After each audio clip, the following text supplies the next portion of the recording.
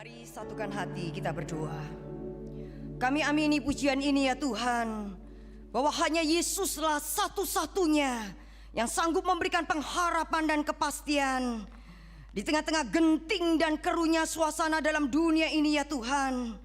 Oleh sebab itu bawalah kami ke dalam perteduhan-Mu, sehingga hati kami tidak kalut, tidak khawatir, tidak takut ketika mendengar dan melihat berbagai macam ketegangan, bencana, kejahatan maupun kebobrokan yang terjadi dalam dunia ini. Ya Tuhan, kami mohon biarlah kebenaran sabda-Mu yang kekal dan tidak berubah itu boleh meneduhkan dan meneguhkan batin kami. Berbicaralah kepada setiap kami ya Allah, sirami kegersangan batin kami, puaskan dan kenyangkan dahaga dan lapar jiwa kami dengan kebenaran sabda-Mu yang suci. Pakai dan urapi hamba-Mu yang akan menyampaikan firman Allah.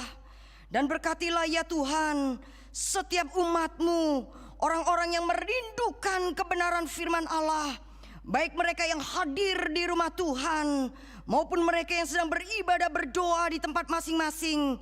Kiranya Tuhan memberkati mereka dengan kelimpahan berkat firman Allah. Terpujilah nama-Mu ya Tuhan. Di dalam nama Tuhan kami Yesus Kristus, firman Allah yang hidup itu, kami bersyukur, kami berdoa. Amin. Saudara-saudara, ada beberapa macam contoh daripada doa orang beriman yang menunjukkan akan kualitas kedalaman imannya kepada Tuhan. Saudara, orang-orang ini adalah orang-orang yang menjadikan Yesus Kristus itu sebagai pusat di dalam hidup mereka. Dan saudara, doa-doa yang dipanjatkan oleh orang-orang ini bukan hanya doa yang memperkenankan hati Tuhan, tetapi sebuah doa yang menjadi inspirasi bagi orang-orang percaya di sepanjang segala zaman. Saya akan membacakan saudara-saudara kutipan atau penggalan-penggalan daripada isi doa mereka. Yang pertama saudara, yaitu Francis dari Assisi. Saudara, di dalam doanya dia berkata, Tuhan, jadikan aku alat pendamaian-Mu. Di mana ada kebencian biarlah aku menabur kasih. Di mana ada luka biarlah aku memberikan pengampunan. Di mana ada keputusasaan biarlah aku memberikan pengharapan. Ya Tuhan, berikanlah kepada aku bukan untuk dimengerti, tetapi untuk mengerti. Bukan untuk dikasihi, tetapi untuk mengasihi. Yang kedua saudara, yaitu doa dari seorang Ibu Teresa, seorang wanita yang telah mendedikasikan hidupnya untuk melayani Tuhan, melayani sesamanya, melayani orang-orang yang terpinggirkan dan tersisihkan di Kalkuta, India. Di dalam doanya Ibu Teresa berkata, "Oh Yesus yang lembut dan rendah hati, jadikanlah hati kami seperti hati-Mu. Dari hasrat dipuji lepaskanlah kami, oh Yesus. Dari ketakutan disalahpahami lepaskanlah kami, oh Yesus. Agar orang lain lebih dicintai daripada kami. Oh Yesus, anugerahi kami hasrat tersebut." Yang ketiga, David Livingstone, seorang pekabar Injil di Afrika. Di dalam doanya ia berseru kepada Tuhan, Tuhan, kirimlah saya kemana saja, hanya sertailah saya. Berikanlah beban apapun kepada saya, hanya topanglah saya. Putuskanlah ikatan apapun kecuali ikatan yang mengikat saya kepada pelayanan dan kepada hati-Mu. Yang keempat saudara, saya akan membacakan kutipan doa dari seorang Jenderal Douglas MacArthur, seorang jenderal Amerika pada masa Perang Dunia yang pertama dan kedua. Di dalam sebuah bukunya yang berjudul The Prayer of Fathers, di situ dia menuliskan seruan doa yang dia panjatkan kepada Tuhan untuk anaknya. Tuhan, berikanlah saya seorang putra yang mengutamakan dan mempertahankan kejujuran, kerendahan hati dan bijaksana dalam menerima kemenangan. Tuntunlah dia ya Tuhan, bukan di jalan yang mudah dan nyaman, melainkan di jalan yang penuh hambatan, kesulitan dan tantangan. Di jalan itu biarlah ia belajar menghadapi badai, belajar berbelas kasihan terhadap mereka yang tidak berdaya. Saudara, doa yang dipanjatkan keempat orang yang saya sebutkan di atas, sekali lagi bukan saja didengar oleh Tuhan Allah, tetapi juga telah menjadi inspirasi dan berkat yang besar bagi banyak orang. Malam hari ini saudara, saya akan mengajak kita untuk merenungkan firman Allah, belajar dari doa seorang rasul yang menjadikan Tuhan sebagai satu-satunya pusat di dalam kehidupannya. Mari kita membuka firman Allah di dalam surat Efesus pasalnya yang ketiga ayat 14 sampai ayatnya yang ke-21. Efesus pasal 3 ayat 14 sampai ayat yang ke-21. Saya akan membaca ayat 14, saudara-saudara sekalian, ayat 15 bergantian sampai pada ayatnya yang ke-21. Surat Efesus pasal 3 ayat 14 sampai 21, demikian sabda Tuhan. Itulah sebabnya aku sujud kepada Bapa.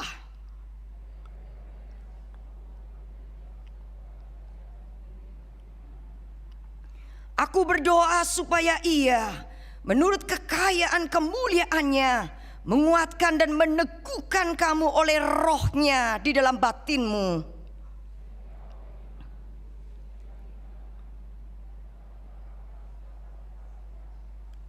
Ayat 18, aku berdoa supaya kamu bersama-sama dengan segala orang kudus dapat memahami betapa lebarnya dan panjangnya dan tingginya dan dalamnya kasih Kristus.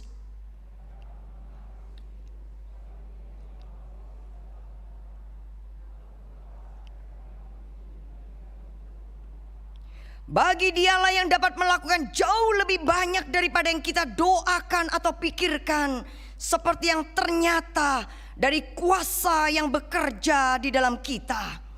Bagi Dialah kemuliaan di dalam jemaat dan di dalam Kristus Yesus turun-temurun sampai selama-lamanya.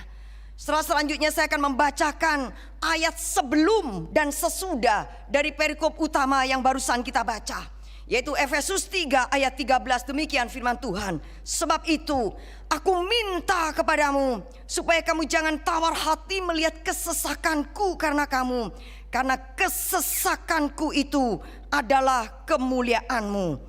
Kemudian pasal yang keempat ayatnya yang pertama. Sebab itu aku menasehatkan kamu, aku orang yang dipenjarakan karena Tuhan, supaya hidupmu sebagai orang-orang yang telah dipanggil berpadanan dengan panggilan itu. Saudara, dari dua ayat sebelum dan sesudah perikop utama ini ditulis, maka kita bisa mempunyai sebuah gambaran tentang situasi, tentang kondisi seperti apa yang dialami oleh Rasul Paulus pada saat itu. Yaitu bukan sebuah keadaan atau situasi yang lancar, saudara. Bukanlah kondisi yang tanpa ada pergumulan, bukan sebuah keadaan yang tanpa dengan persoalan, saudara. Melainkan suatu kondisi atau suatu keadaan yang dekat dan yang syarat dengan apa yang namanya penderitaan. Saudara, dua ayat ini mendeskripsikan keadaan Paulus yang sedang mengalami kesesakan, mengalami penderitaan oleh karena dipenjarakan. Paulus dipenjara bukan karena ia membuat keonaran, saudara. Bukan karena dia membunuh atau membuat kejahatan, saudara. Melainkan oleh karena imannya, oleh karena ketaatannya di dalam meresponi panggilan agung daripada Tuhan Yesus Kristus untuk memberitakan Injil keselamatan. Saudara, hal yang menarik ketika kita membaca Efesus pasal yang ketiga ini, saudara. Karena tidak ada agama, tidak ada filsafat-filsafat dalam dunia ini yang memadukan antara penderitaan suffering itu dengan kemuliaan kecuali firman Allah. Di dalam ayat 13 tadi dikatakan bagaimana Paulus memadukan kesesakan, penderitaan itu dengan kemuliaan. Hal ini menunjukkan bahwa penderitaan atau kesesakan yang dialami oleh orang-orang percaya oleh karena kebenaran, oleh karena melakukan kehendak Allah, sesungguhnya itu mendatangkan kemuliaan. Nah, hal yang menarik yang bisa kita pelajari dari kehidupan Paulus, saudara, di tengah-tengah kehidupan yang penuh dengan derita, di tengah-tengah kesesakannya, adalah dia memiliki sebuah kehidupan yang berdoa.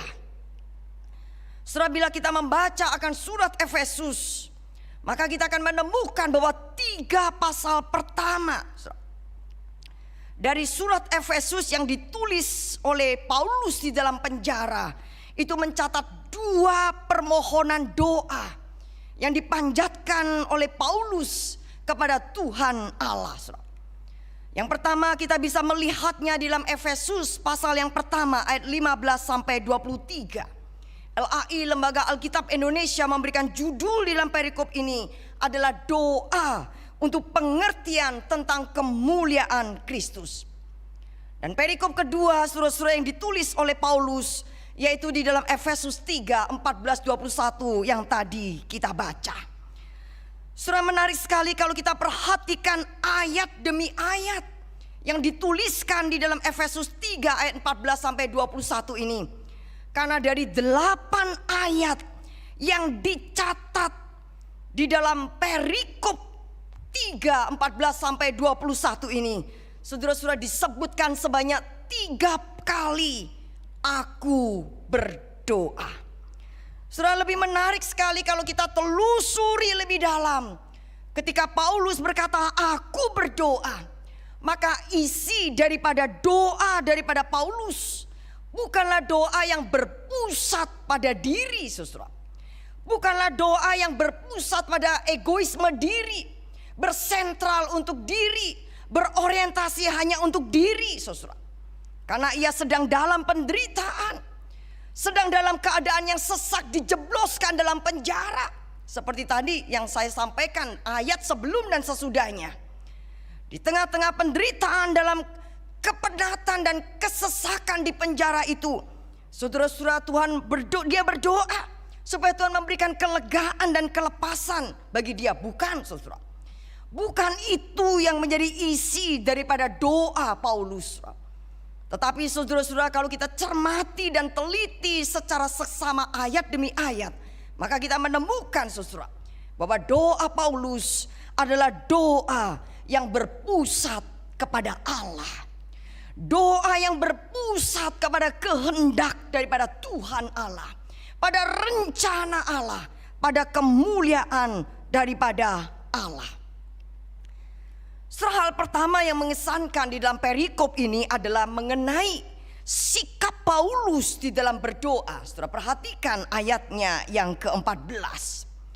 Di situ dikatakan, itulah sebabnya aku sujud kepada Bapa. Saudara-saudara, pada zaman Paulus pada umumnya orang itu berdoa dengan posisi berdiri, saudara. Namun di dalam bagian ini ketika Paulus menuliskan kata aku berdoa, saudara-saudara, ayat 14 dikatakan aku sujud kepada Bapa. Saudara, sebuah posisi bersujud, bertekuk lutut di hadapan daripada Tuhan Allahnya.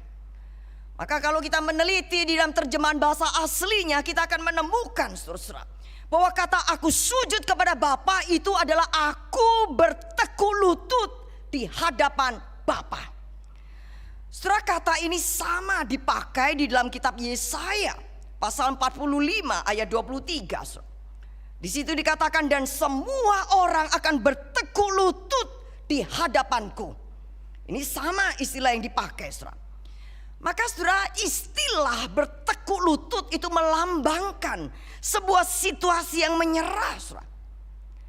Pada waktu orang itu berlutut, bersujud atau bertekuk lutut, saudara, itu menunjukkan sesungguhnya dia ini adalah orang yang lemah, orang yang berada di bawah kuasa atau kekuatan pribadi yang lain yang jauh lebih besar dari dirinya. Saudara, keberadaan dirinya di bawah otoritas dari pribadi lain yang jauh lebih besar, yang jauh lebih berkuasa daripada dirinya.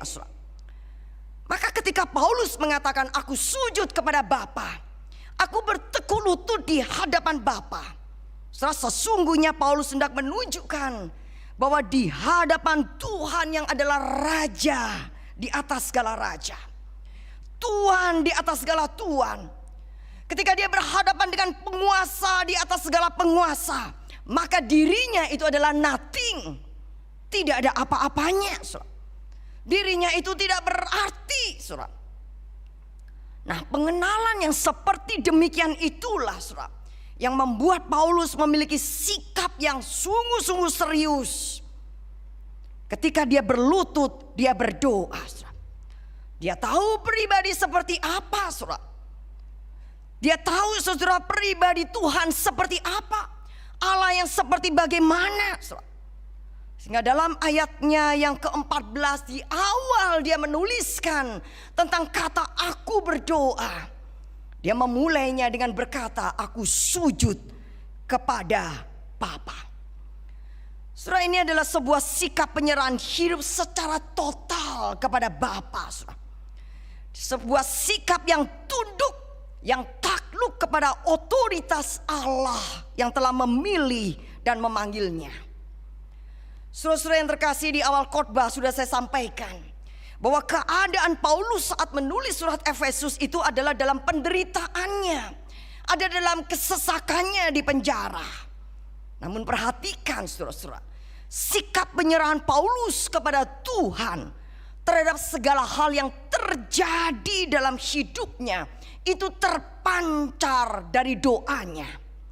Sehingga doanya kalau kita teliti saudara-saudara ayat demi ayat adalah doa yang berpusat kepada kemuliaan daripada Tuhan. Saudara, doa Paulus bukan menuduh Tuhan.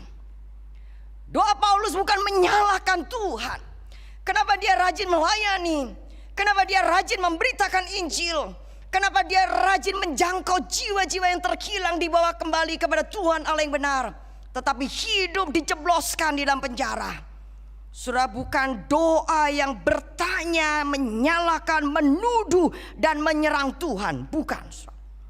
Tetapi sebuah doa yang totalitas tunduk dan takluk akan kehendak daripada Bapaknya. Apapun yang diizinkan Tuhan terjadi di dalam hidupnya. Saudara, kata sujud ini sekali lagi menggambarkan sebuah sikap doa yang sangat sungguh-sungguh. Seperti halnya saudara-saudara, ketika Tuhan Yesus bergumul di Taman Getsemani, Alkitab mencatat bagaimana Yesus berlutut, bagaimana Yesus berdoa sampai pelunya itu seperti titik-titik darah yang bertetesan ke tanah. Demikian juga seperti Nabi Elia saudara, yang bersujud berdoa kepada Allah. Saudara-saudara yang terkasih jemaat GKY Citra Garden, adakah dalam kehidupan kita ini, jikalau kita diperhadapkan dengan situasi dan keadaan yang sepertinya tidak kita inginkan, kita diperhadapkan di dalam sebuah penderitaan dan kesesakan, saudara, bisakah kita belajar mempunyai spirit untuk berdoa seperti halnya Paulus? Saudara, Paulus diperhadapkan di tengah-tengah situasi yang menyesakan, penuh dengan penderitaan, tetapi saudara-saudara, dia sujud kepada Tuhan Allah, berserah, tunduk, takluk, menyerahkan hidupnya secara totalitas kepada Tuhan Allah yang sudah memilih dia. Saudara, sikap ketika dia berdoa, sikap yang tidak lazim pada umumnya. Orang-orang Yahudi pada waktu itu berdoa dengan sikap berdiri, tetapi Paulus mengambil sebuah terobosan yang penting, saudara, karena dia tahu siapa Allah yang dia sembah dalam nama Tuhan Yesus Kristus. Ketika dia berdoa, dia tersungkur, dia sujud, dia berlutut kepada Tuhan. Yang kedua, kita melihat sekali lagi isi daripada doa Paulus dalam bagian ini. Di dalam Efesus 3 14 sampai 21 kita melihat 3 kali Paulus berkata, aku berdoa. Saudara coba baca di dalam ayat yang ke-16. Aku berdoa supaya jemaat dikuatkan dan diteguhkan. Kemudian di dalam ayatnya yang ke-18, supaya mereka mengenal dan memahami keagungan kasih Allah yang sedemikian lebar, panjang, tinggi, dan dalam. Dan di dalam ayatnya yang ke-19, saudara Paulus berdoa supaya jemaat Efesus, orang-orang percaya, itu dipenuhi dengan seluruh kepenuhan Allah. Saudara perhatikan dari ketiga isi doa yang dipanjatkan Paulus, sekali lagi, bukanlah doa yang berkisaran untuk kepentingan pribadi. Bukanlah doa yang berpusat dan berorientasi pada kepentingan dan kenikmatan diri, supaya dibebaskan dari belenggu penjara, atau supaya dia bisa menikmati hidup enak, hidup nyaman di hari tua. Melainkan justru Paulus berdoa bagi pertumbuhan iman kerohanian daripada jemaat Efesus. Saudara, kalau kita membaca mengenai tulisan surat-surat Paulus, saudara, menarik sekali, khususnya surat-surat yang dia tulis di dalam penjara, saudara. Baik itu Filipi maupun juga di dalam Kolose, saudara. Maka kita akan menemukan bahwa yang selalu menjadi isi daripada doa Paulus itu selalu, saudara, bukan untuk diri, bukan untuk berpusat pada diri, bukan berorientasi pada diri, saudara, melainkan untuk pertumbuhan rohani berkenaan dengan manusia batinia, dan bukan berkenaan dengan hanya kebutuhan jasmania semata, saudara. Saudara, bukan salah kalau di dalam doa kita berdoa untuk kebutuhan jasmani, bukan salah, saudara-saudara.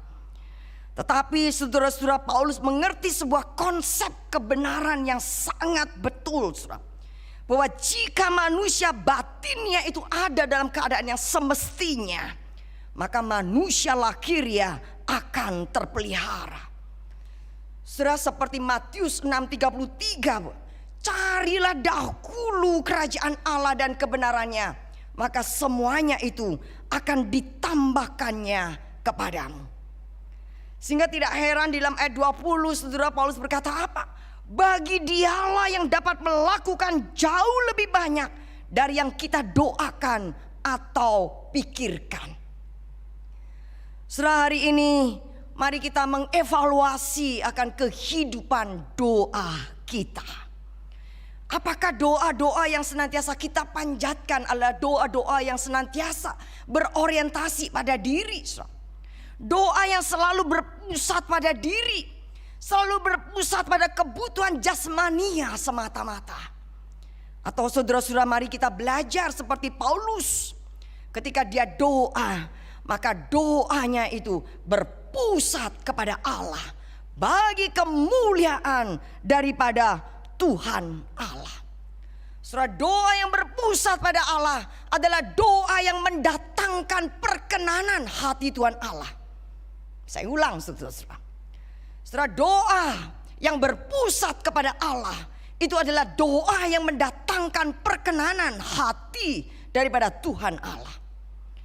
Maka dari itu mari kita menjadi jemaat yang belajar untuk terus berdoa bagi kerajaan Allah, saudara. Saudara, tadi sore sebelum kebaktian doa ini kami pengurus doa rapat sebentar, saudara. Dan dalam doa itu saya katakan, apa yang menjadi goal daripada kebaktian doa, pengurus doa, yaitu DD. Mengajak jemaat itu datang di rumah Tuhan kembali, dan mengajak jemaat untuk doa kembali di rumah Tuhan. Datang doa di rumah Tuhan. Lalu kita berdoa untuk apa? Selain kita nanti ada doa lutut, menaikkan doa-doa pribadi kita kepada Tuhan, kita berdoa bagi pekerjaan Allah, supaya menghadirkan nilai-nilai kerajaan Allah di tengah-tengah dunia ini. Saudara, pendoa-pendoa syafaat adalah orang-orang yang setia berdoa bagi kerajaan Allah dinyatakan pada zaman akhir ini. Sudah saatnya, saudara, ketika Tuhan mengizinkan pandemi ini, kita jalani sampai saat ini. Sudah saatnya umat Tuhan kembali untuk menjadi orang-orang yang dipakai oleh Tuhan berdoa bagi pekerjaan Tuhan. Masih ada banyak bangku-bangku kosong, orang-orang yang belum kembali datang berdoa di rumah Allah, berdoa bagi kerajaan Tuhan. Saudara, mari kita menjadi orang-orang yang mau dipakai oleh Tuhan sebagaimana Tuhan memakai Paulus berdoa bagi pertumbuhan iman jemaat Efesus. Maukah saudara-saudara sekalian dipakai oleh Tuhan Allah, dibakar hatinya, menggelorakan akan umat Tuhan yang lain, berdoa bagi pertumbuhan iman jemaat GKY Citra Garden. Kita doakan terus menerus supaya kebangunan rohani Tuhan Allah kerjakan di gereja ini. Saudara, bukan hanya berdoa supaya lahan samping itu dibangun secara megah secara fisik, itu baik. Tetapi saudara-saudara, pembangunan fisik tanpa diawali dengan pembangunan rohani, nothing, saudara, saya katakan. Maka ketika saudara mau memulai pembangunan secara fisik, maka harus terlebih dahulu ada pembangunan secara rohani. Sebelum pembangunan fisik itu dimulai, maka umat Tuhan harus dibakar oleh api Roh Suci supaya betul-betul ada kebangunan secara rohani. Dan ketika kebangunan rohani itu terjadi, saudara-saudara, itu akan menggelorakan kita sebagai umat Tuhan, bersehati, bergandengan tangan, bersatu untuk melakukan pembangunan seperti apa yang Tuhan mau. Ini Paulus. Setelah dia mengerti doanya adalah doa yang berpusat kepada Allah. Dia sendiri menderita, dia sendiri di dalam kesesakan, tetapi doanya bukan orientasi pada diri dan materi semata. Doanya supaya terjadi kebangunan rohani dan pertumbuhan iman yang sejati kepada umat Tuhan. Setelah yang ketiga, kita akan melihat frase dari apa Paulus berkata, aku berdoa. Setelah Paulus memberikan teladan kepada Tita bahwa dia itu seorang rasul terbesar. Dia adalah seorang pengajar yang handal. Rasul Paulus adalah seorang pekabar Injil yang dinamis. Namun saudara-saudara, kita tidak boleh melupakan satu hal, bahwa Paulus adalah seorang pelayan yang berdoa. Dia seorang rasul terbesar, pengajar yang handal, pekabar Injil yang dinamis. Tetapi Alkitab memberikan catatan penting dalam kehidupan Paulus, yaitu dia seorang pelayan yang berdoa. Saudara, kita bisa melayani Tuhan dengan spektakuler dengan apa yang bisa kita lakukan, saudara-saudara. Tetapi kita juga harus menyadari sebuah panggilan kepada saya dan saudara, yaitu menjadi pelayan yang berdoa. Maka saudara-saudara, kita bisa melihat mengapa Rasul Paulus selalu mempunyai api untuk melayani Tuhan. Mengapa Rasul Paulus selalu bergairah untuk giat kerja bagi Tuhan. Mengapa Paulus selalu bersuka cita sekalipun hidupnya penuh dengan sesak dan syarat dengan penderitaan. Jawabannya adalah karena doa. Aku berdoa. Saudara-saudara, maukah dalam kehidupan ini kita dipakai oleh Tuhan menjadi pelayan doa?